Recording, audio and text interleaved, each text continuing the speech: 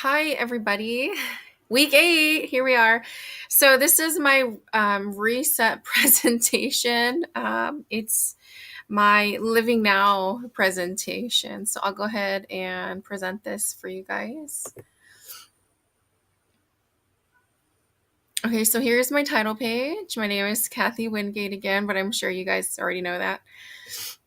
So my top 2 milestones. My first milestone is becoming a mom, not just once, but twice. My first daughter, Olivia, was born November 2nd, 2014, and my second daughter was born November 13th, 2016. My second top milestone is graduating from UC Riverside. I graduated in 2012 with the highest honors, summa cum laude. And that was a pretty, significant point in my life because after I graduated, I applied to San Jacinto Unified School District. And that's kind of like where my journey began in special education, in the, education system.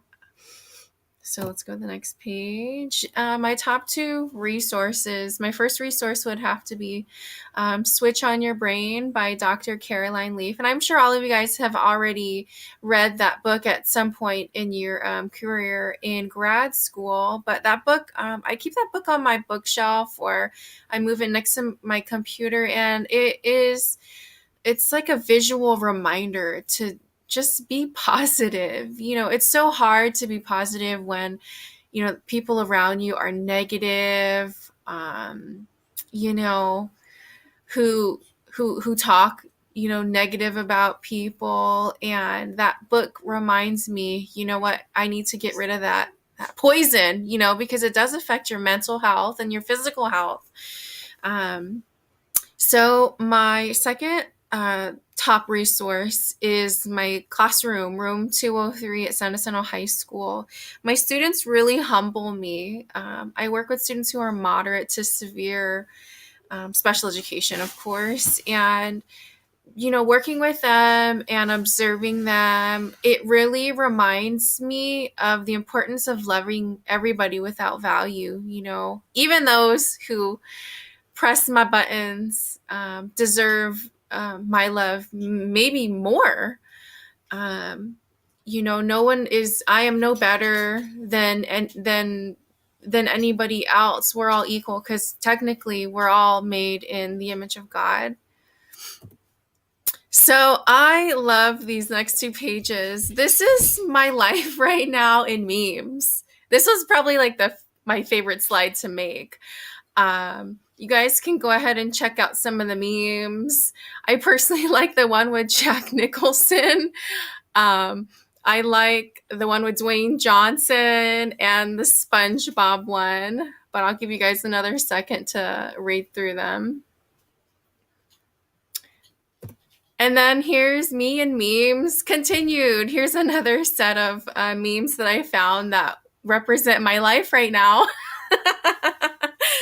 I really enjoyed this. Yes. And being a mom and working full time and going to grad school and doing homework, it's, I tell myself that in the long term, I'm doing this for the end goal. But really this presentation and our past documents have reminded me that I kind of need to live right now and enjoy my life right now. I'm forgetting. I don't want to say this, but I'm neglecting my kids at times. I'm shushing them and telling them they need to be quiet so I can get my homework done. When really I need to put my homework down and just be with them and embrace them. So that was very eye-opening for me. So my now plan. With the past 2 slides in mind, let's talk about what I'm going to do now.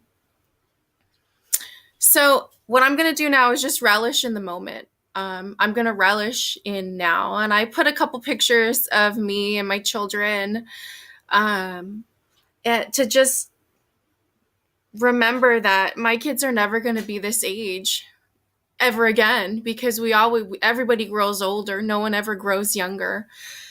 So it's going to be big for me to just stop and remember that my kids need me, and my kids are never going to be 2 years old and 6 months and 3 days and 4 hours old beyond that second in time. So this past week, we went out to have pizza.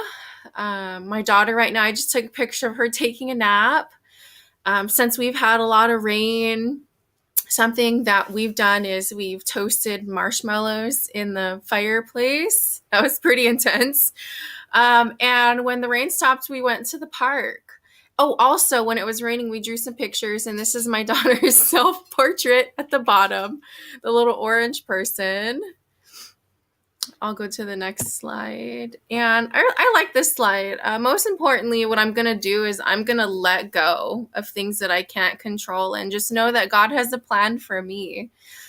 I have this really hard time being a control freak, and I feel like for things to go my way, I need to have the power to control every little aspect of my life, and it becomes to a point where I'm micromanaging, and it's so unhealthy and it's so hard. And if I just let go of all these expectations, I would be able to better enjoy today. I would be able to better enjoy right now.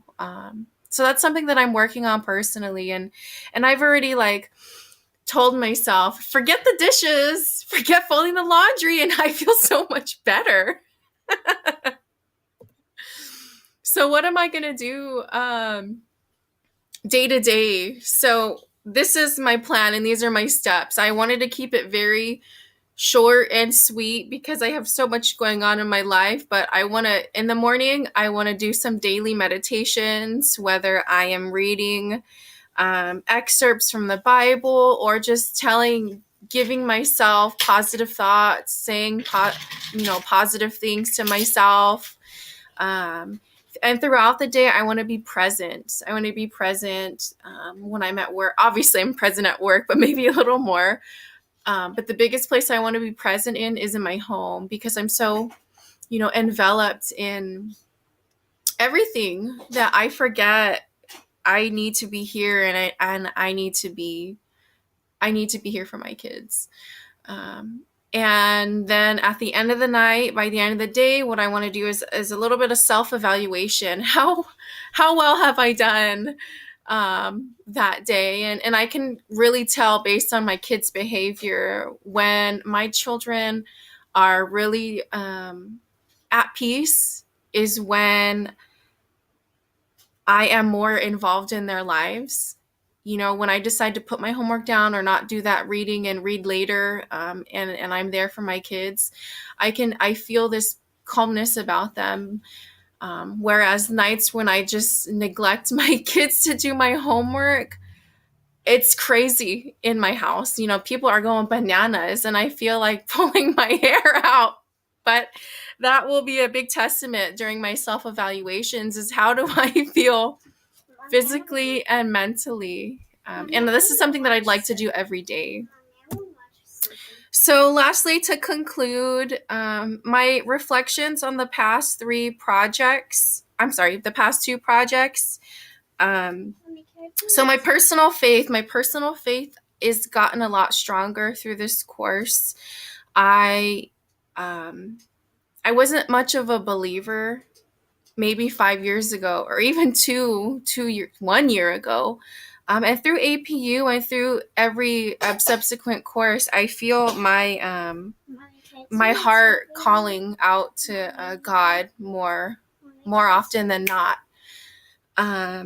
So the impact of my faith on practice. So in teaching, I feel like just knowing the concept of Imago Dei, we are all made in the image of God, is a major thing.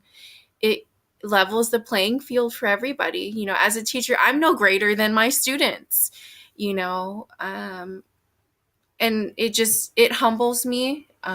It makes me want to ensure that even my support staff, my instructional aides, know that we're all equal. Nobody is better than any other person, and we all need to be loved unconditionally, and not one person